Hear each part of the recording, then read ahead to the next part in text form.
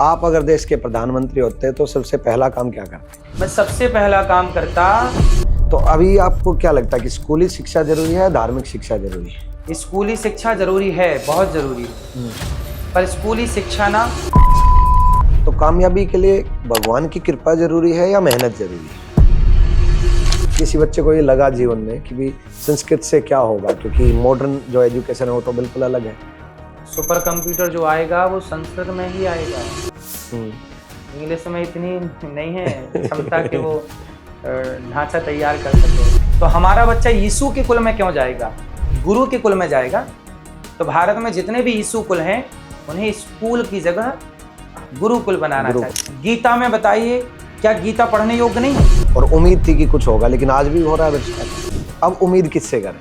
भाई भ्रष्टाचारियों को फांसी लगाओ, जनसंख्या भी नियंत्रण रहेगी। और तो फिर आप व्यवस्था बदलने के लिए राजनीति में क्यों नहीं उतर रहे? जरूरत पड़ेगी तो आएंगे, अभी तो समझा रहे हैं। नमस्कार दोस्तों, स्वागत है आपका रिंकस गुरुकुल में। और आज हम एक ऐसी महान शख्सियत के सामने बैठे हैं जिनसे मिलकर के मैं खुद मतलब अपने आप को गौरवान्वित महसूस कर रहा हूँ। तो स्वागत है आपका। और आप सब लोग जानते होंगे जिनसे ज्ञान, शिक्षा और भी बहुत कुछ आपको सीखने को मिलता है। स्वागत है अनिरुद्ध आचार्य जी। धन्यवाद, बहुत बहुत धन्यवाद, आपने अपना कीमती समय हमें दिया। आपसे जानना चाहूंगा कि आपकी शुरुआत के सफर से लेकर के यहाँ तक सबसे संघर्षपूर्ण पल कौन सा रहा? शुरुआती दौर में जब मैं होश संभाला, जब हमने, तब हमारे पिताजी किसी एक गांव में किसी एक मंदिर के पुजारी थे। और हमने बचपन में अपना बचपन मंदिर में ही गुजारा है। गांव में क्या होता है कि किसी एक व्यक्ति का मंदिर होता है और फिर वो पुजारी रखते हैं। तो हमारे पिताजी उस मंदिर के पुजारी थे। तो वहाँ हम लोग रहते थे। फिर ऐसा टाइम आया कि वो मंदिर के लोगों ने बोला कि आप मंदिर खाली कर दीजिए। हम लोगों को बोला कि आप जाइए। लेकिन उस समय हमारे पिताजी के पास कोई घर नहीं था। जाते तो जाते कहाँ? तो उन लोगों से कहा गया कि थोड़ा सा हम लोगों को वक्त दीजिए, टाइम दीजिए। उन्होंने वक्त तो दिया, पर जो दाना पानी था वो बंद कर दिया। दाना पानी मतलब उस मंदिर में जो खेत लगते हैं कि मंदिर में आप पूजा करिए, खेत में बुवाई करिए, जो भी उपज हो उसको भगवान जी का भोग लगाइए, आप पाइए। तो फिर वो खेत उन्होंने खुद ले लिया और आय का जो साधन है वो सारा आय का साधन खत्म। तो वो आय का साधन इसलिए खत्म कर दिए कि आय नहीं होगी तो ये लोग अपने से चले जाएंगे। लेकिन हम लोगों ने क्या किया, चूंकि मंदिर छोड़ के कहाँ जाते, चूंकि हम लोग वहां वर्षों से थे। पिताजी ने होश संभाला तब से लेके वो वर्षों से 20 साल से उस मंदिर में थे। तब आप अचानक कह दें कि चले जाइए, तो आज तक कोई घर बना नहीं, कोई व्यवस्थाएं हुई नहीं, कभी ऐसा लगा ही नहीं कि ये स्थिति आएगी कि कहेंगे कि जाओ। फिर दाना पानी उन्होंने बंद कर दिया। फिर मैं स्वयं गांव में भिक्षा मांग के लाता था। अच्छा। हाँ, तो भिक्षा मांग के लाता और फिर वही माँ हमारी भोजन बनाती तो भगवान जी को भोग लगाते। लगभग 3-4 साल ऐसा चला कि बिना उनके दाना पानी के हम लोगों ने भिक्षा मांग मांग के मंदिर की पूरी सेवा की। भगवान जी की पूरा भोग लगाना, दिया बत्ती करना, जो भी होता है सब कुछ हुआ और बेहतर हुआ। कोई साधु संत आ जाए उस मंदिर में तो उनको भोजन कराना, सब प्रकार की सेवा। फिर एक दिन क्या हुआ कि उन्होंने हम लोगों का सामान फेंक ही दिया, घर से निकाल दे, चलो। जैसे आप ये कह सकते हैं कि हाथ पकड़ के बाहर निकाल दिया। तो बाहर निकाल दिया उन्होंने। फिर हमारे पिताजी ने छोटा सा मकान, वो आज भी है, तो वहाँ छोटा सा मकान बनाया और वहाँ हम सब लोग रहे। फिर 2006 आया। उस समय मेरी 10वीं तक की पढ़ाई हो चुकी थी। फिर मैंने अपने पिताजी से कहा कि मुझे वृंदावन भेज दीजिए, मैं भागवत पढ़ना चाहता हूँ। 10वीं के बाद ही? हाँ। नहीं, मैं कहने तो लग गया था 9वीं से। अच्छा। पर मेरे पिताजी ने भेजा नहीं। अच्छा, भेजा क्यों नहीं? क्योंकि वृंदावन में यहाँ हम लोगों की कोई लिंक नहीं थी, कोई पहचान नहीं थी। कहाँ रहोगे, कहाँ खाओगे, क्या करोगे, कोई लिंक नहीं। तो 1 साल गुजर गया। तो मैंने कहा कि अब मैं पढ़ूंगा ही नहीं, यदि आप मेरे को वृंदावन नहीं भेजेंगे तो मैं नहीं पढ़ूंगा। क्योंकि वो पढ़ाई जो थी वो मेरे को ठीक लग नहीं रही थी, स्कूली पढ़ाई। अच्छा। मेरे को लगा कि ये पढ़ाई मेरे लिए ठीक नहीं है, ये मुझे भागवत ही पढ़नी है। फिर मैं जब जिद किया तब पिताजी मेरे को 2006 17 जुलाई को वृंदावन लेकर आए। जब यहाँ लाए तो यहाँ पर जिस आश्रम में, जिस गुरुकुल में हम पढ़ने आए, वहाँ के मैनेजर ने कह दिया कि अब तो ये बच्चा, उस समय मैं 17 साल का हो चुका था, उस समय उन्होंने कह दिया कि ये तो बड़ा हो गया है, अब इसे नहीं रखेंगे। मैं यहाँ पढ़ने आया तो मैनेजर ने बोल दिया कि आपको नहीं रखेंगे क्योंकि आपकी आयु बड़ी हो गई, ज्यादा हो गई, एज हो गई। तब हम लोग जाने लगे वापस। पिताजी बोले अब चलो, क्योंकि जिद मेरी ही थी, तो मेरी जिद को रखने के लिए पिताजी आए। अब मना हो गया तो चलो। तब फिर हम पिताजी से बोले चलो बिहारी जी चलते हैं, चल ही रहे हैं तो आए हैं वृंदावन, दर्शन कर लें। तो बिहारी जी के पास गए तो बिहारी जी से हमने बस यही प्रार्थना की कि प्रभु आपका वृंदावन इतना बड़ा है, जहाँ सब लोग जूते चप्पल उतार रहे होंगे मैं वहां रह लूंगा, लेकिन मुझे अपने से दूर ना कीजिए, मैं यहाँ पढ़ना चाहता हूँ, मुझे यहाँ रहने दीजिए, पढ़ने दीजिए। ये कह करके जब मैं वापस आया तो वही मैनेजर जो बोल रहा था जाओ, उसी ने बोल दिया अच्छा रह लो। अच्छा। तो ये बिहारी जी की पहली कृपा थी कि उन्होंने वास दे दिया। और फिर वहाँ रहे और रहते रहते फिर पढ़ाई शुरू की। पढ़ाई की, यहाँ से पढ़ के फिर अयोध्या जी गए तो भागवत जी का अध्ययन यहाँ किए, रामचरितमानस का अध्ययन अयोध्या जी में की। और वहाँ पढ़ने के बाद फिर लोगों को कथा सुनाई, लोगों को अच्छा लगा। धीरे धीरे धीरे धीरे सेवा का विचार आया कि वृद्ध माओं की सेवा हो, जरूरतमंदों को भोजन मिले। तो आज गौरी गोपाल में वृद्ध माओं की सेवा, अखंड रसोई चलती है उसकी सेवा। 30,000 लोग पर डे यहाँ भोजन करते हैं निःशुल्क। मैंने बचपन में भिक्षा मांगी थी ना अन्नदान की, तब मुझे बचपन में लगा था कि ये चुकाऊंगा जरूर। आज मेरी मजबूरी है कि मुझे मांगना पड़ रहा है, लेकिन यूं ही नहीं, मैं इसे चुकाऊंगा। तो जब भगवान ने सामर्थ्य दी तो फिर वो अन्नदान, आज भी गौरी गोपाल में अखंड रसोई चलती है। 30,000 लोग पर डे यहाँ भोजन करते हैं। 30,000 प्रतिदिन 12 महीने 24 घंटे रसोई चलती है। सबको दाल चावल सब्जी रोटी, जो जो मुझे भिक्षा में मिला था वो सब चुका रहा हूँ। बहुत। तो अभी आपको क्या लगता है कि स्कूली शिक्षा जरूरी है, धार्मिक शिक्षा जरूरी है? स्कूली शिक्षा जरूरी है, बहुत जरूरी है, पर स्कूली शिक्षा ना, स्कूली शिक्षा अपंग है। अच्छा। स्कूली शिक्षा में जब तक संस्कार नहीं होंगे तब तक वो शिक्षा का कोई अर्थ नहीं है। देखो, पेट भरू विद्या है आजकल स्कूलों में जो पढ़ाया जा रहा है, वो केवल पेट भरू विद्या है। उससे आप पेट तो भर लेंगे, पैसे तो कमा लेंगे, भोग विलास की सामग्रियां इकट्ठी कर लेंगे, लेकिन उससे आपका कल्याण नहीं होगा, उससे आपकी शांति नहीं होगी, उससे आपके जीवन में प्रसन्नता नहीं होगी। इसलिए पैसे कमाने वाले लोग भी, बहुत पढ़ने वाले लोग भी, आपने देखा IAS IPS फांसी लगा लेते हैं, आत्महत्या कर लेते हैं। क्यों?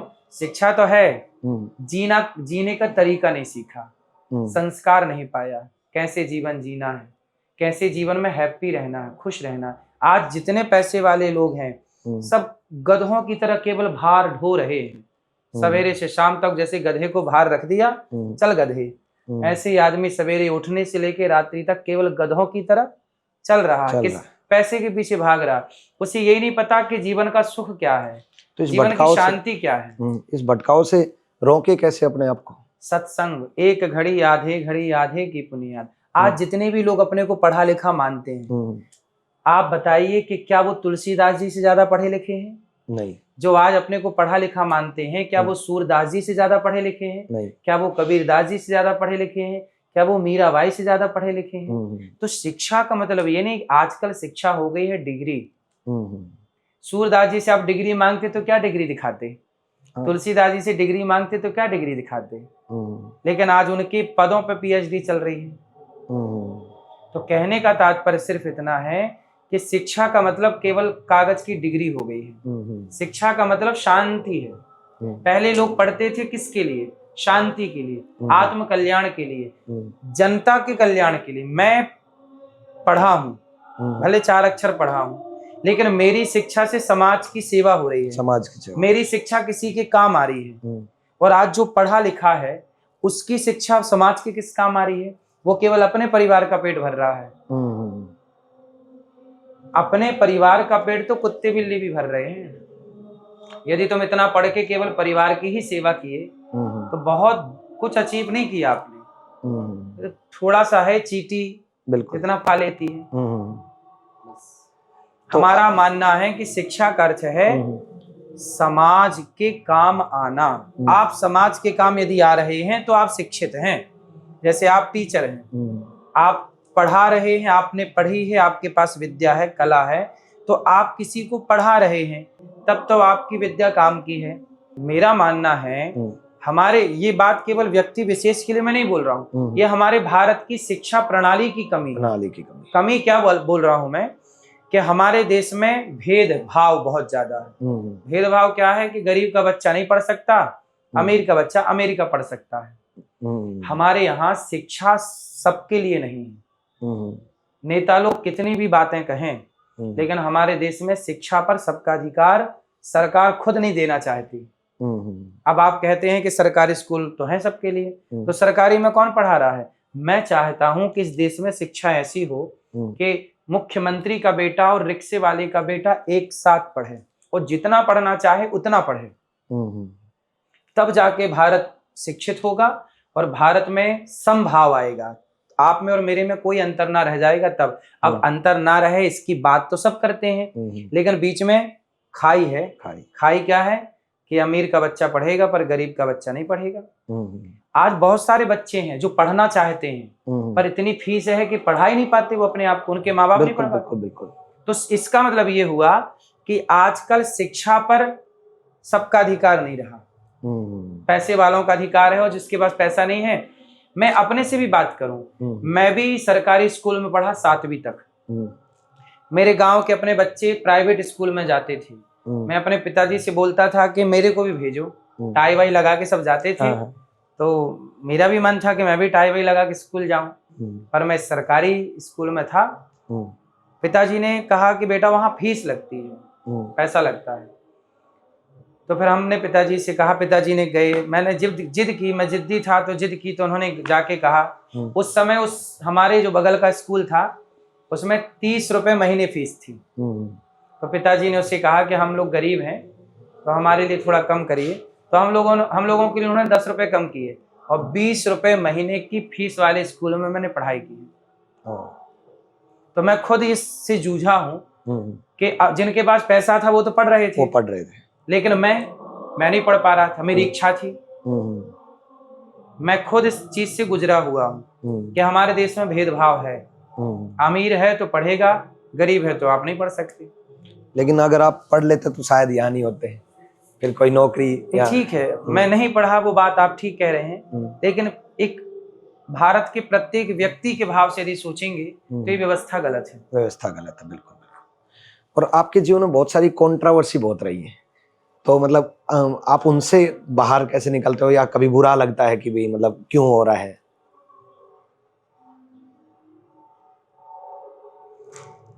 कंट्रोवर्सी से ऐसा है कि देखिए, चुप रहना। हमारे यहाँ सीधी सी बात कहते हैं कि कहावत कहते हैं गांव की सीधी भाषा में, कुत्तों के मुंह क्या लगना। यदि आप कुत्तों के मुंह लगते हैं तो आप ही भटकेंगे, क्योंकि वो तो भटके हुए हैं। वो तो अपने लक्ष्य से ऑलरेडी, जिनका ध्यान दूसरों में है, मतलब वो स्वयं भटके हैं। यदि वो सफल होते तो अपना ध्यान अपने में लगाते, अपने काम में लगाते। यदि किसी का ध्यान आप में ज्यादा है, मतलब वो भटका हुआ है। और आप भी अपना ध्यान उनमें लगा रहे हैं, मतलब आप भी उनकी तरह होना चाहते हैं। इसलिए सीधी सी बात है, कुत्तों के मुंह ना लगी, और जो जिसे कहना है कहने दीजिए। आप बस अपने काम को ईमानदारी से बेस्ट करते चलिए। जो मुझे कभी गाली दिया करते थे, जो मेरे कभी पुतले जलाया करते थे, वो यहीं आके सॉरी बोल के जाते हैं, हमने गलती कर दी। मैंने जीवन में कभी उनको उनके शब्दों की तरह उनको जवाब नहीं दिया कि तुमने मुझे गाली दी तो मैं भी तुम्हें गाली दूंगा। नहीं, मैंने आपको गाली नहीं दी। आपने मुझे गाली दी है तो आपको 1 साल बाद, 2 साल बाद, जब कभी आप देखेंगे गौरी गोपाल और इस काम को, तो जरूर आप कहेंगे कि मैंने गलती की थी, और उसे रियलाइज होता है कि मैंने गलत की, और वो आके सॉरी बोल के जाता है। पर मैं तब भी खुश था जब वो गाली दे रहा था, मैं तब भी खुश हूँ जब वो सॉरी कह रहा है। ना तब मैं उससे प्रभावित था, ना आज उससे प्रभावित हूँ। मैं अपने कार्य करता जाता हूँ बस। स्वयं पर ध्यान। क्या करें, किसी पे ध्यान क्यों लगाएं? किसी पे ध्यान लगाने का मतलब है स्वयं को भटकाना। और आज का युवा सोशल मीडिया के दौर में बहुत भटका हुआ है, और मतलब जीवन से भी, लक्ष्य से भी। तो वो अपने भटकाव से कैसे बचाए अपने आप को? देखो, भटकाव से रोकने के लिए सत्संग चाहिए। आज देखिए मोटिवेशन क्या है, मोटिवेट होना क्या है। अर्जुन जैसे ज्ञानी, अर्जुन जैसे भक्त, अर्जुन जैसे साधक भी भटक गए। मैं नहीं लड़ता, मैं युद्ध नहीं करूंगा। जब अर्जुन भटके तो भगवान श्री कृष्ण ने उनको मोटिवेट किया। यदि आपके जीवन में कोई अर्जुन, आपके जीवन में कोई कृष्ण नहीं है, तो फिर आप भटकेंगे जरूर। इसलिए आपके जीवन में कोई हो जो आपको थाम के रखे। पतंग को है कोई धागा जो पकड़ के रखता है। बस यदि आपके जीवन में कृष्ण जैसा कोई साथी नहीं है तो भटकाव होगा। आपके सिर का पसीना पांव तक पहुंचता है तो आप सफल जरूर होंगे। आप अपने काम से प्यार करते हैं, ये दास अनिरुद्ध है। मैं अपने काम से बहुत प्यार करता हूँ। 24 घंटे में मैं केवल सोने के लिए बिस्तर पे जाता हूँ, वो भी 6 घंटे ही सोता हूँ, आप ये समझ लीजिए। 5 घंटे 6 घंटे, बाकी टाइम केवल अपने काम से प्यार, काम करता हूँ। जो व्यक्ति अपने काम से प्यार करता है वह काम उसे सफलता देता है। इसलिए आज के लड़के क्या है, पड़े हैं खटिया पे, तोड़ रहे हैं खटिया, मूंगफली चबा रहे हैं, बस पड़े पड़े। जिस उम्र में सफल हो जाना चाहिए उस उम्र में क्रिकेट देख रहे हैं। क्रिकेट भी कोई देखने की चीज है? अरे सुन लो कि कौन जीता कौन हारा, तुम 6 घंटे बर्बाद कर रहे हो। सही बात। आप वही समय अपने सफलता में लगाते तो दुनिया आपको देखती। मेरा फल शुरू से मानना था, मैं किसी को क्यों देखूं, मैं क्यों ना ऐसा कुछ काम करूं कि लोग मुझे देखें, मैं किसी को क्यों देखूं। सही बात। इसलिए अपने को काबिल बनाइए। और देखिए, पत्थर वही होता है, पत्थर को ठीक ठीक छैनी हथौड़ी से पीट पीट करके जितनी अच्छी मूर्ति उकेर देता है मूर्तिकार, वो पत्थर उतना महंगा हो जाता है। पत्थर वही है, पत्थर वही है। पत्थर पड़ा है, कोई पूछ नहीं रहा था उस पत्थर को, सब पांव रख के आगे बढ़ रहे थे। लेकिन वही पत्थर की जब मूर्ति उकेरी गई तो वही पत्थर लाखों का हो गया। तो बस आप अपने को कितना बढ़िया उकेर सकते हैं, आप अपने को कितना बढ़िया डिजाइन कर सकते हैं, मतलब आप अपने को कितना बढ़िया बना सकते हैं। आप अपने विद्या को, अपने टैलेंट को, अपने गुण को, अपने हुनर को कितना बढ़िया समाज के सामने रख सकते हैं ना। तो इन लोगों ने अपने हुनर को रखा। बिल गेट्स क्या है, हमारी आपकी तरह एक इंसान है, दो हाथ दो पांव वाला, लेकिन उन्होंने अपने काम को इतना बेहतर किया कि सारी दुनिया का ध्यान खींच लिया उन्होंने। सुंदर पिचई ने इतना बढ़िया काम किया कि सबका ध्यान अपनी ओर खींच लिया। हम सबको विशेष काम करने होंगे, अलग सोचना होगा। जो जैसा सब सोचते हैं हम भी वैसा सोचेंगे तो हम भीड़ में रह जाएंगे। यदि भीड़ से अलग होना है तो आपको सबसे अलग सोचना पड़ेगा। और यही मानसिकता हर लड़के की होना चाहिए, हर लड़की की होना चाहिए। टाटा, बिरला, अडानी, अंबानी भी नौकरी ढूंढते, भाई साहब दे दो 50,000 की नौकरी, लेकिन उन्होंने बिजनेस पे फोकस किया और ऐसा बिजनेस खड़ा किया कि उनके पास कौन सा पढ़ा लिखा नहीं है, वो किसे नहीं खरीद सकते। बिल्कुल, पढ़े लिखे लोग तो पैसों में मिल जाते हैं। आप में काबिलियत होगी तो पढ़े लिखे 4-6 आपके आगे पास पीछे घूमेंगे। इसलिए पढ़ाई लिखाई करना चाहिए, परंतु इसलिए नहीं कि मुझे नौकरी करना है, इसलिए कि मैं बड़ा बिजनेस करूंगा, बड़ी सोच के साथ आगे बढ़ूंगा। लेकिन बड़ा बिजनेस खड़ा करने के आज के युवा के सामने सबसे ज्यादा पैसे का भाव, आइडिया का भाव लगता है कि क्या मैं कर पाऊंगा। तो ये मन में संकोच रहता है कि इतना कुछ हो भी पाएगा, इससे अच्छा नौकरी कर लेते हैं। उनको रिस्क लगता है। रिस्क तो लेना पड़ेगा जीवन में। यदि आपने रिस्क नहीं लिया तो फिर आपने तो केवल जानवरों की तरह जीवन जिया है, पीछे पीछे भेड़ चाल। एक भेड़ सारी जिंदगी दूसरी भेड़ के पीछे चलती रहती है, इसी को बोलते हैं भेड़ चाल। तो कामयाबी के लिए भगवान की कृपा जरूरी है या मेहनत जरूरी है? मेहनत तो जरूरी है। मेहनत करने वाले पर ही तो कृपा होगी। मेहनत करोगे नहीं तो कृपा कैसे होगी? कई बच्चे ऐसे हैं जो मेहनत, मतलब मेरे बहुत सारे स्टूडेंट मैंने देखे हैं जिन्होंने बहुत मेहनत की, एक्चुअल में पढ़ाई ढंग से भी की, लेकिन फिर भी मतलब उनका सिलेक्शन नहीं हो पाया या सफल नहीं हो पाए जीवन में। उनको आप ये कहानी सुनाया करिए। आपने राष्ट्रपति जी को तो देखा होगा, भारत के राष्ट्रपति पहले थे डॉक्टर एपीजे अब्दुल कलाम। अब्दुल कलाम को बनना था पायलट। आपने अब्दुल कलाम जी की हिस्ट्री पढ़ी होगी, पढ़ाई होगी। बिल्कुल बिल्कुल। ये सबसे बढ़िया मोटिवेशन है, मुझे लगता है इससे बेस्ट नहीं हो सकता ऐसे बच्चों के लिए। अब्दुल कलाम जी को पायलट बनना था और दिल्ली आए थे, वो दक्षिण के थे, यहाँ आए थे और यहाँ पे आए और उनका सिलेक्शन नहीं हुआ, फेल हो गए या नंबर नहीं आ पाया, कुछ भी। उनको लगा कि अब मैं मर जाऊं, क्योंकि घर पे सबको बोल के आए थे कि मैं सिलेक्शन होगा, मैं पायलट बनूंगा, उड़ाऊंगा, अर्थात पायलट बनूंगा, प्लेन उड़ाऊंगा। सपने दिल के अरमा आंसुओं में बह गए। फिर वो गंगा जी चले गए हरिद्वार, और हरिद्वार से ऊपर क्या है, हरिद्वार से ऊपर ऋषिकेश की तरफ चले गए और वो गंगा के तट पर खड़े हो गए और सोचे कि अब मैं आत्महत्या कर लूं। तो वो गहरी खाई ढूंढने लगे, कहां से छलांग मारूं। ये अब्दुल कलाम जी की हिस्ट्री है। अब्दुल कलाम जी ढूंढने लगे कि मैं कहां से कूद जाऊं और मर जाऊं। तब वहां एक संत जी देख रहे थे कि ये लड़का बड़ी देर से कुछ सर्च कर रहा है, बुलाया यहाँ। संत जी ने कहा क्या हुआ? बोले मैं मरना चाहता हूँ। अब्दुल कलाम जी बोले मैं मरना चाहता हूँ। संत जी बोले चलो कल मर जाना, आज मेरे संग चलो। संत जी अपनी कुटिया में लाए और उसे समझाया। उसने अब्दुल कलाम जी ने कहा कि देखो मैं आया था दिल्ली, मेरे पास जितने पैसे थे पूरे खर्च करके आया, अब मैं वापस कैसे जाऊं, पैसे भी नहीं है और मेरा कामयाबी भी नहीं हुई, घर वालों का सपना पूरा नहीं हुआ, मेरा सपना, मैं पायलट नहीं बना, अब मैं मरना चाहता हूँ। संत जी बोले कि बेटा किराया तो मैं दे दूंगा घर जाने का, लेकिन बेटा मर के क्या पाएगा? शायद भगवान ने तेरे लिए कुछ और प्लान किया हो। तू पायलट बनना चाहता है और भगवान तुझे और बड़ा बनाना चाहते हैं, इसलिए तू बेटा और पढ़ाई कर और अच्छा काम कर। हो सकता है कि तू जो बनना चाहता है भगवान उससे ज्यादा तुझे बनाना चाहते हैं, तू जितना चाहता है ईश्वर तुझे उससे ज्यादा देना चाहते हो। संत ने मोटिवेट कर दिया, समझा दिया।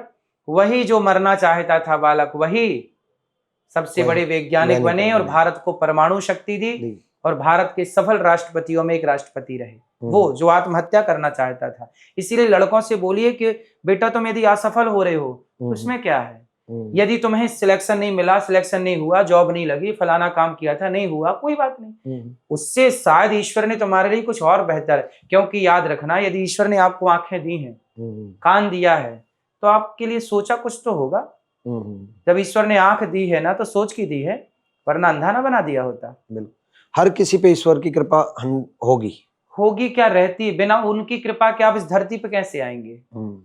कृपा हुई तब ना इस संसार में आपका आगमन हुआ मनुष्य बन के, वरना कुत्ता बिल्ली बेचारे भटक रहे हैं, 84 लाख योनियां हैं। लेकिन आपको मनुष्य चुना है ईश्वर ने, तो कृपा करके चुना होगा। इसलिए आपको उन बच्चों को ऐसे समझाना चाहिए कि बेटा तुम सफल नहीं हुए, मतलब ईश्वर आपको कुछ और मैं भी बनाना चाह रहा।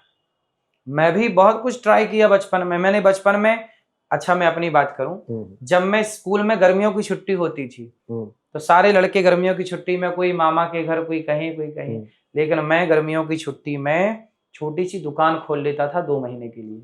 अच्छा, किराने की, टॉफी, चॉकलेट, पान वान, और 2 महीने में पैसे कमाता था और वही 2 महीने के पैसे मेरे साल भर काम आते थे।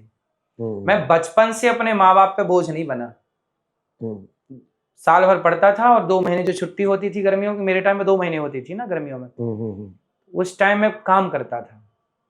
ओके, तो मतलब हर वक्त संघर्षपूर्ण जीवन जी, हर वक्त संघर्ष रहा। हमने जीवन में कदर समझी है पैसे की, कदर समझी है अन्न की। एक दाना क्या होता है, जब मैं भिक्षा मांगता था दाने गिर जाते थे, मैं समेट लेता था। चावल क्या होता है, दाल क्या होती है।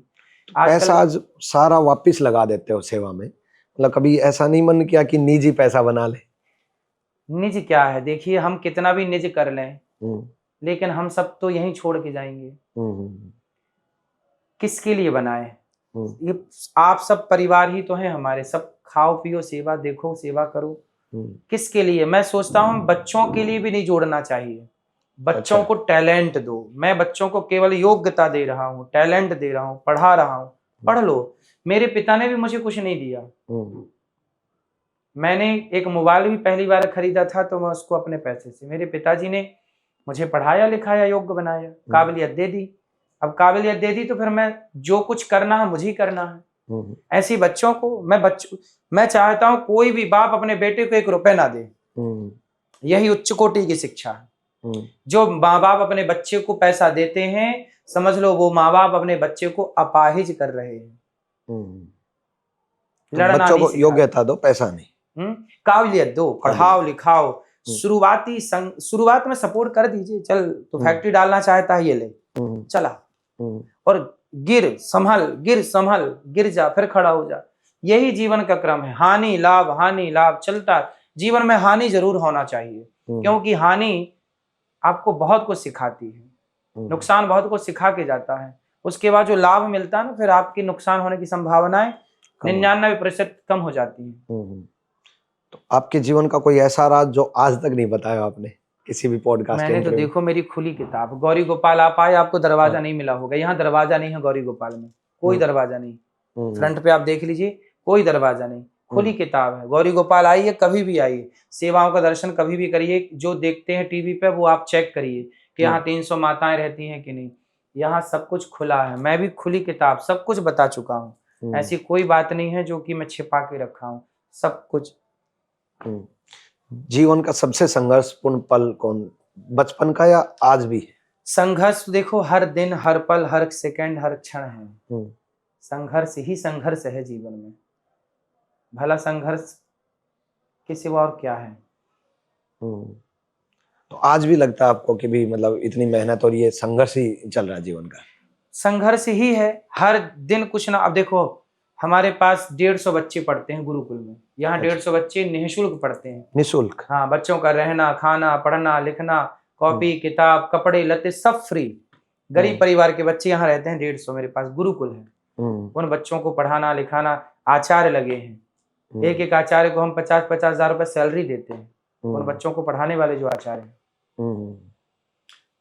आप लोगों की शिक्षा में 50,000 रुपए का टीचर नहीं मिलता होगा, मतलब बहुत सस्ते मिल जाते हैं। 30,000, 40,000, 20,000। स्कूलों में, जो प्राइवेट स्कूलों में 20,000 भी सैलरी बहुत हो जाती है। सही बोल रहा हूँ कि गलत है? 20,000 नहीं, अब तो थोड़ा ज्यादा। कितनी? 40-45 है। तो यहाँ पे शुरू से 50,000 है। ओके। तो मतलब आज की शिक्षा पद्धति के अकॉर्डिंग शिक्षा देते हो गुरुकुल में या धार्मिक शिक्षा? नहीं, हमारे यहाँ जो आपकी स्कूलों में तो ठीक है जो शिक्षाएं मिल रही हैं सरकार के हिसाब से। हमारे यहाँ शिक्षा जो है गुरुकुल की परंपरा। गुरुकुल मतलब वेद पुराण व्याकरण। हमारे यहाँ संस्कृत जो है ना, संस्कृत की जो व्याकरण है वो सबसे टफ है। धरती के सबसे कठिन व्याकरण संस्कृत की व्याकरण है। तो पहले बच्चों को वो तैयार कराते हैं, उसके बाद फिर वो वेद पढ़ें, गीता पढ़ें, भागवत पढ़ें, उपनिषद पढ़ें, सब कुछ पढ़ें। इस बेस पे फिर सरकार की डिग्री भी होती है उनकी डिग्री क्या होती है? शास्त्री है, आचार्य है। ये सब 3-3 साल का कोर्स है उनका सरकारी, फिर डिग्री, उसके हिसाब से उनको नौकरी भी मिलती है। तो दोनों है जो ये भारत की मूल भारतीय शिक्षा है, क्योंकि ये बची रहनी चाहिए। गौरी गोपाल जो गुरुकुल है वो संस्कृत मीडियम है। अच्छा। सारे बच्चे संस्कृत में बात करते हैं। संस्कृत में? हाँ। ओके। तो फिर संस्कृत में आगे किसी बच्चे को ये लगा जीवन में कि भी संस्कृत से क्या होगा, क्योंकि मॉडर्न जो एजुकेशन है वो तो बिल्कुल अलग है। सुपर कंप्यूटर जो आएगा वो संस्कृत में ही आएगा। इंग्लिश में इतनी नहीं है क्षमता कि वो ढांचा तैयार कर सके, क्योंकि हमारे संस्कृत में ही ऐसे है शब्द का हर चीज के नाम अलग अलग हैं। हमारे यहाँ सूर्य को बोलने के लिए कितने नाम हैं? सूर्य है, भास्कर है, भानु है। संस्कृत में, इंग्लिश में केवल एक है, सन। कोई पर्याय नहीं है। तो विकल्प नहीं है इंग्लिश में, पर विकल्प बहुत है संस्कृत में। इसलिए संस्कृत की ओर दुनिया एक टाइम बाद फिर लौटेगी। कहाँ जाओगी? पृथ्वी तो गोल है ना। संस्कृत से शुरू हुई थी, इंग्लिश में पहुंच गई, फिर कहाँ? फिर लौट के वहीं आओगी। कहाँ जाओगी? गोल ही है, रहना तो इसी के अंदर है। माना कि 20 साल बाद लौटेगा दौर, माना कि 50 साल बाद लौटेगा दौर, माना कि 70 साल बाद लौटेगा दौर, पर लौटेगा जरूर। तो लौट करके वापस संस्कृत पे आएगा। तो फिर जब लौटेगा तब के लिए बीज तो बचा रहे, कि जब लौटे तब तक वो चीजें जिंदा तो रहे नहीं। मर जाएंगी तो बीज खत्म, तो कहाँ जाएंगे? इसलिए वो बीज बचाना है तो गुरुकुल रखना है। अच्छा। कल को आपको जरूरत पड़ी कि मुझे संस्कृत के योग्य टीचर चाहिए, तो संस्कृत पढ़ा सके, संस्कृत पे संभाषण कर सके, संस्कृत पे काम कर सकें, शास्त्रों की कोई वचन को सिद्ध। अब नेता लोग क्या करते हैं, संसद में लड़ते हैं कि रामचरितमानस में ये क्यों लिखा है। अब उन्हें पढ़ना लिखना तो आता नहीं, आता तो एक शब्द का अर्थ पढ़े लिखे के पास जाते तो अर्थ करता। अब वेद पुराणों का अर्थ कोई स्कूल वाला थोड़ी कर पाएगा। बिल्कुल, आप कितना भी स्कूल में विद्वान हो जाइए, लेकिन वेद पुराण का अर्थ नहीं कर पाएंगे। बहुत सारे जो आपकी फील्ड में जो बड़े बड़े कोचिंग सेंटर खोले बैठे चला रहे हैं, बहुत सारी चीजें मैं देखता हूं कि गलत पढ़ाते रहते हैं। भारत की हिस्ट्री गलत पढ़ाते रहते हैं, भड़काते रहते हैं युवाओं को, धर्म से तोड़ते रहते हैं। आपके फील्ड में बहुत सारे टीचरों को मैं जानता हूं जो सनातन से तोड़ने के लिए एक एजेंडा सेट करते हैं कि इन्हें नास्तिक बना दो। गए थे आईपीएस बनने, आईएएस बनने, और वहां से लौटे नास्तिक बन के। आईपीएस तो बन ना पाए पर नास्तिक जरूर बन गए। तो शिक्षा का अर्थ ये नहीं है कि आपके अंदर नास्तिकता जाए। आजकल लोग कहते हैं धर्म की क्या जरूरत है। आप जैसे लोग जो कोचिंग सेंटर चला रहे हैं, कोचिंग दे रहे हैं, बच्चों का भविष्य आपके हाथ में है, और आप ही यदि गलत पढ़ाएंगे तो फिर दोष आपका ही माना जाएगा। इसलिए मैंने बहुत सारे टीचरों को, मैं किसका नाम लूं, लेकिन बहुत सारे टीचर जो आपकी तरह हैं, बड़े बड़े जो आईपीएस की कोचिंग दे रहे हैं, आईएएस की कोचिंग दे रहे हैं, वो गलत पढ़ा रहे हैं। कुछ चीजें क्या गलत पढ़ा रहे हैं, भारत की हिस्ट्री गलत पढ़ा रहे हैं। अब जैसे एक चीज मैं आपसे पूछ लूं, भारत में आप बताइएगा, भारत में सती प्रथा थी कि नहीं थी? कब से थी? ये तो बहुत पहले से। तो सती प्रथा थी, तो आप बताइए कि दशरथ जी की मृत्यु के बाद कौशल्या माँ सती क्यों नहीं हुई? यदि सती प्रथा थी तो कौशल्या जी सती क्यों नहीं हुई? आप बताइए। हाँ, उस वक्त तो नहीं थी। तो फिर आपने कैसे कह दिया कि थी? नहीं, मतलब जैसे मुगल काल अगर देखें उस टाइम पे, तो फिर ये बात क्यों नहीं मेंशन की गई कि भाई शुरू में नहीं थी, मुगल काल से स्टार्ट हुई है? तो फिर पूरा क्यों नहीं पढ़ाए? इसका मतलब भारत के संस्कृति के खिलाफ बरगला दिया कि नहीं टीचरों ने? गलत पढ़ा दिया। बिल्कुल बिल्कुल। सती प्रथा भारत में थी तो पूछी उन लोगों से कि माता कुंती सती क्यों नहीं हुई पांडु के मर जाने पर? रावण के मर जाने पर मंदोदरी सती क्यों नहीं हुई? बाली के मर जाने पर तारा सती क्यों नहीं हुई? इसका मतलब भारत में सती प्रथा नहीं थी। बाद में थोप दी गई अंग्रेजों के काल में, मुगलों के काल में, कि जो पति मर जाए तो उसे जबरदस्ती उठा के डाल दो आग में। उसको बंद करने के लिए राजा राम मोहन राय ने प्रयास किया और उनकी टीम ने। तो आप जब पढ़ाएं तो पूरा पढ़ाएं। अब बहुत सारे लोग ऐसे हैं आपके क्षेत्र में, पढ़ाते हैं, खुद को पूरा जानकारी नहीं है। क्योंकि शास्त्र, आप लोगों ने शिक्षा पढ़ी है, शास्त्र नहीं पढ़े। शास्त्र नहीं पढ़े तो आप लोग भी अपंग हैं। एक पांव है आपका, दूसरा पांव नहीं है, लंगड़ा कह सकते हैं। कि आज के जितने भी स्कूल में पढ़ाने वाले जो अपने को बड़ा बड़ा कोचिंग वाला कहते हैं, लंगड़े हैं। एक पांव है उनका। आधुनिक शिक्षा है, शास्त्रों की शिक्षा नहीं है। दोनों पांव होने चाहिए। यदि आपको आज का ज्ञान है तो वैदिक ज्ञान भी पूरा होना चाहिए। इसलिए अब क्या है कि आजकल के पढ़े लिखे लोग संतों को गालियां देते रहते हैं। अरे संतों के पास जितना नॉलेज है सनातन का, आपको तो आधुनिकता का नॉलेज है। और अब देखिए कितना गलत पढ़ाया गया। गलत क्या पढ़ा दिया गया, जैसे कि मैंने एक बात ये कह दी कि गलत पढ़ा दिया गया। अब कुछ लोग ये पढ़ाते हैं कि पहले के जमाने में कुछ महिलाओं के स्तन काट लेते थे, स्तन टैक्स था। सुना होगा आपने? हाँ, स्तन टैक्स था। पढ़ाते हैं, पूछो उनसे कि ये कहाँ पढ़ लिया तुमने, कहाँ ऐसा था? क्या शबरी माता संतों की सेवा में नहीं रही? कहाँ स्तन काटे गए? जवानी से रही। बिल्कुल बिल्कुल। उत्तर दीजिए। शास्त्रों को जब पढ़ेंगे नहीं और बीच में कोई बीच में आपको ये हमें तो यही पढ़ाया गया ना कि मतलब पहले से थी, जैसे सती प्रथा या स्तन जो कर था। इससे क्या हुआ कि भारत की अखंडता मिट गई ना। एक विशेष जो समाज है, आपने उनको भटका दिया, या यूं कहें कि उनको आप लोगों ने सनातन में आपस में फूट डालने का एक प्रयास कर लिया कि भाई लड़ो, देखो तुम्हारी तो बहन बेटियों के स्तन काटे गए हैं। जबकि ये पूरी बात निरर्थक है, गलत पढ़ाई गई है। ऐसा कभी नहीं था। शबरी किन की शरण में थी? मतंग ऋषि की शरण में थी। कहाँ स्तन काटे गए? शबरी का सम्मान हम सब लोग करते हैं। और ऐसी तमाम बेटियां, कहाँ स्तन काटे गए? गौडवाना क्षेत्र की एक रानी थी, वो गौड़ समाज की थी, गौड़वाना क्षेत्र की रानी, रानी दुर्गावती। वो मतलब लड़ती थी और कहाँ स्तन काटे गए। तो इस शिक्षा का बढ़ावा सरकार क्यों नहीं करी, गुरुकुल पद्धति को बढ़ावा सरकार क्यों नहीं कर रही? भाई सरकार इसलिए नहीं कर रही है क्योंकि सरकार को जो ज्ञान देने वाले बैठे हैं वो भी तो स्कूल वाले ही बैठे हैं। गुरुकुल वाले कभी बैठते तो गुरुकुल की बातें करते। सरकार को जो गाइड कर रहे हैं वो कौन लोग गाइड कर रहे हैं? कोई ब्यूरोक्रेट्स, फिर वही लोग गाइड कर रहे हैं। तो जब आप स्कूल में पढ़ेंगे, अब स्कूल कहाँ से आया? स्कूल कहाँ से आया? हमारे आप बताइए, आज के 100 साल पहले, अंग्रेजों के पहले, क्या इस देश में स्कूल का अस्तित्व, स्कूल शब्द की बात करो, स्कूल का कोई अस्तित्व था? नहीं, ये तो मैकाले की पद्धति है ना। तो क्यों मैकाले तो चले गए? तो मतलब तो जब एजुकेशन मैकाले चले एक्ट गए उन्होंने ही बनाया था। तो क्यों मैकाले चले गए? तो अब देश आजाद हो गया तो शिक्षा को भी तो आजाद कर दीजिए। स्कूल क्यों, गुरुकुल क्यों नहीं? भाई जैसे आप स्कूल को मान्यता दे रहे हैं, हम तो कहते हैं स्कूल शब्द हटाइए तो इस यीशु कुल है ना, ये तो यीशु से स्टार्ट हुआ था, यीशु का कुल। जैसे गुरु का कुल, ऐसे यीशु का कुल, यीशु का कुल हो गया स्कूल। तो हमारा बच्चा यीशु के कुल में क्यों जाएगा, गुरु के कुल में जाएगा? तो भारत में जितने भी यीशु कुल हैं उन्हें स्कूल की जगह गुरुकुल बनाना चाहिए। वो पढ़ाओ वही, हम नहीं कहते कि तुम ठीक है वेद पुराण पढ़ाने लगे, वही पढ़ाओ जो आप पढ़ा रहे हो, पर उसमें कुछ अंश शास्त्रों का, जो गीता में बताइए, क्या गीता पढ़ने योग्य नहीं है? बिल्कुल है। तो क्यों नहीं पढ़ा रहे हैं स्कूलों में? क्या वेद पढ़ने योग्य नहीं है? मातृ देवो भव, पितृ देवो भव, अतिथि देवो भव, आचार्य देवो भव पढ़ने योग्य है, तो क्यों नहीं मूल बातें क्यों नहीं पढ़ा रहे हैं? गीता के 4-6 श्लोक तो पढ़ा लो जो मूल है।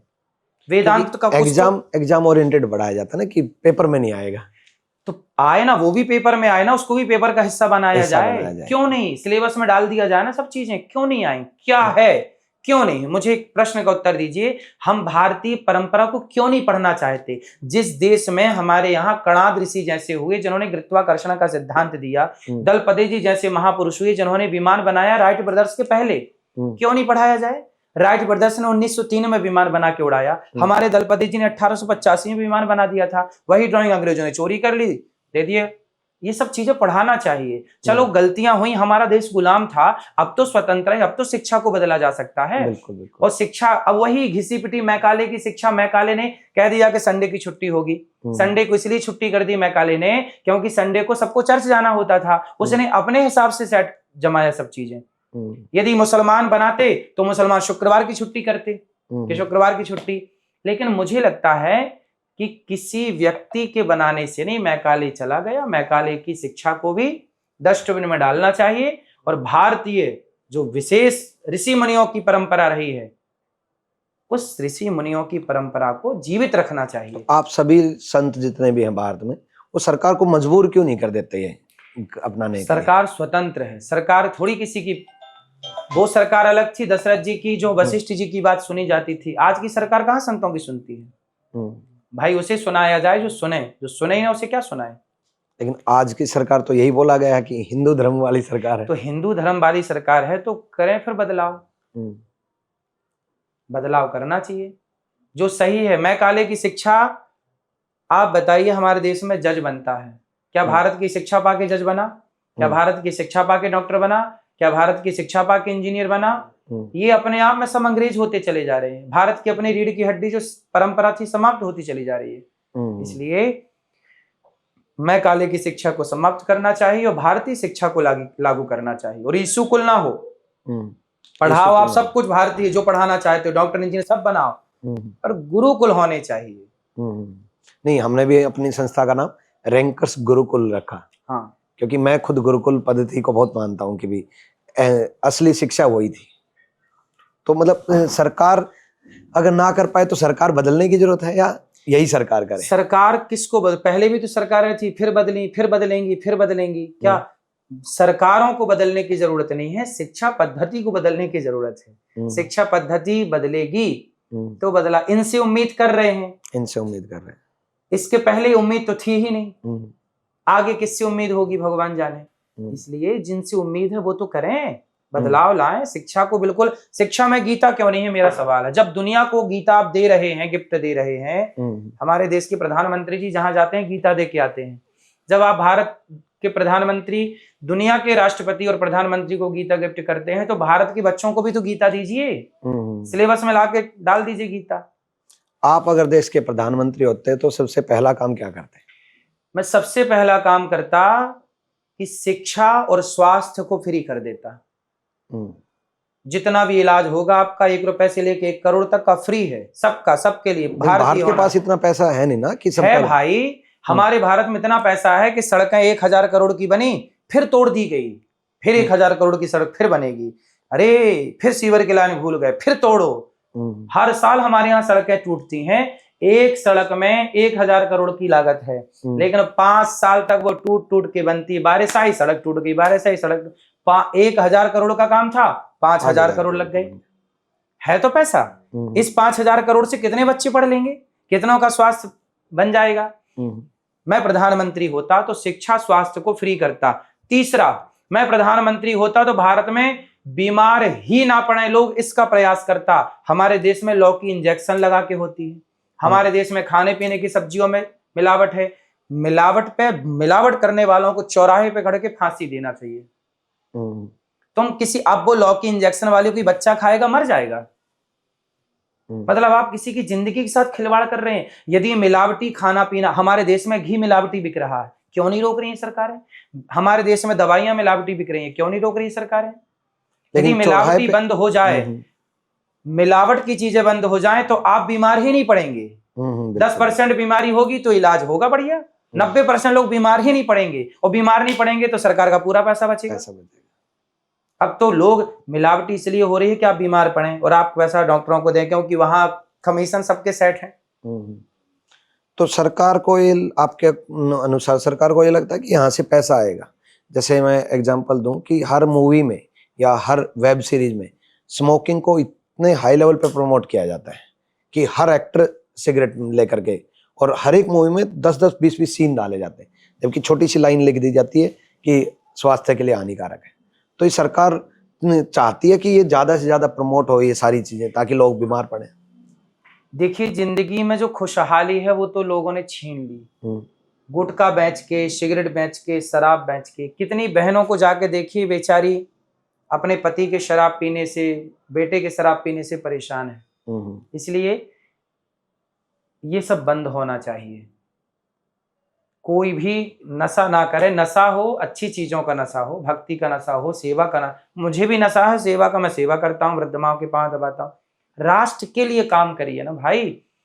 यदि नेता अपना स्वार्थ छोड़ के राष्ट्र हित में काम कर लें तो ये भारत सोने की चिड़िया फिर बन जाए। भारत से बड़ी अर्थव्यवस्था धरती में किसी की नहीं थी, किसी की नहीं है, किसी की नहीं होगी। हमारे यहाँ भी भ्रष्टाचार बंद हो जाए तो हमारी अर्थव्यवस्था अमेरिका की अर्थव्यवस्था से श्रेष्ठ होगी। सब कुछ हो सकता है भाई। तो भ्रष्टाचार ही मूल तो भ्रष्टाचार क्या है?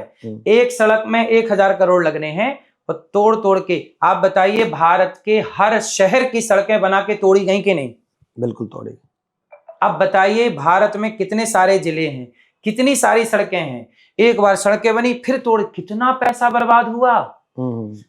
अमेरिका में सड़कें बनती हैं 100 साल के लिए, भारत में सड़क बनती है केवल 2 साल के लिए। बिल्कुल। लेकिन कितना बड़ा भ्रष्टाचार है। यही बातें 2014 से पहले आदरणीय नरेंद्र मोदी जी ने भी बोली थी, और उम्मीद थी कि कुछ होगा, लेकिन आज भी हो रहा है भ्रष्टाचार। भ्रष्टाचार रोकना चाहिए। तो अब उम्मीद किससे करें भाई? भ्रष्टाचारियों को फांसी लगाओ, जनसंख्या भी नियंत्रण रहेगी और सफाई भी होती रहेगी। सीधा फांसी, कब रस्सा रस्सी पड़े पड़े सड़ रहे हैं सब। लेकिन फांसी देना भारतीय कानून में नहीं है, तो कानून क्यों नहीं है? बिल्कुल है। चोरी करने वालों के हाथ काट दीजिए, बलात्कार करने वालों को चौराहे पे फांसी दीजिए और उनके टुकड़े टुकड़े कुत्तों को खिलाइए, ताकि बलात्कार करने वाला 100 बार पहले सोचेगा कि भाई हमारे साथ भी ये होगा। बलात्कारियों को तो ऐसे जेल में रखते हैं जैसे जीजा को रखे हैं। बिल्कुल। तो देश में मतलब कानून बदलने की कानून को कड़ा होना चाहिए। बदलना नहीं है कुछ भी, बस बलात्कार किया है ना बेटा, फांसी ही होगी और चौराहे पे होगी, लाइव कैमरे चलेंगे, दुनिया देखेगी। बिल्कुल। डर भाई बिन होए न प्रीत। चोरी की है तुमने, हाथ कटवाओ अपने। एक चोरी में एक हाथ काटेंगे। 2 चोरी की 2 बार, दूसरी बार तो फिर तो इससे जनता ये नहीं कहेगी कि तानाशाही बढ़ती जा रही है? तानाशाही नहीं है, ये व्यवस्था है। ये व्यवस्था है। इसे आप तानाशाही कह दीजिए या व्यवस्था कह लीजिए, इससे आप सुखी हो जाएंगे। आपकी चोरी, दुबई में चोरी नहीं होती, वहां का कानून बड़ा कठिन है। दुबई में चोरी नहीं होती, सोने की दुकान में ताला नहीं लगता, अब लगने लग गया। दुबई में बलात्कार नहीं होता, होता है तो वो आदमी फिर पता ही नहीं चलता कहाँ चला गया। तो इसलिए ना दुबई दुबई हो गया। भारत में जब बिजली आई थी उस समय तक दुबई में बिजली थी ही नहीं। आप पढ़िएगा, भारत में पहली बिजली आई है, दुबई में बाद में आई है। लेकिन वो दुबई आज कहां चला गया और भारत कहां से कहां चला गया? वो दुबई, उसकी करेंसी देख लीजिए, हमारे भारत की रुपए की स्थिति क्या है, उसके रुपए की स्थिति क्या है। उसने काम किया है, वहां कोई पुलिस नहीं दिखती, पूरा सिस्टमैटिक है, पूरा कैमरों से संचालित है पूरा देश। हमारा देश क्यों नहीं हो सकता आज की आधुनिकता में? बिल्कुल, आज की आधुनिक क्राइम क्यों हो? क्राइम जीरो करिए ना। आजकल तो यहाँ कोई किसी को गोली मार देता, वहां पे तो क्राइम जीरो है। दुबई में क्राइम जीरो है, क्यों? यहाँ क्यों नहीं हो सकता? तो फिर आप व्यवस्था बदलने के लिए राजनीति में क्यों नहीं उतर रहे? जरूरत पड़ेगी तो आएंगे, अभी तो समझा रहे हैं। नहीं माने तो खुद बदलना। जरूर जरूर, हमें भी उम्मीद है और हमारे श्रोताओं को भी उम्मीद है कि आप एक दिन जरूर देश बदले, किसी राज्य को बदले, किसी एरिया को बदले।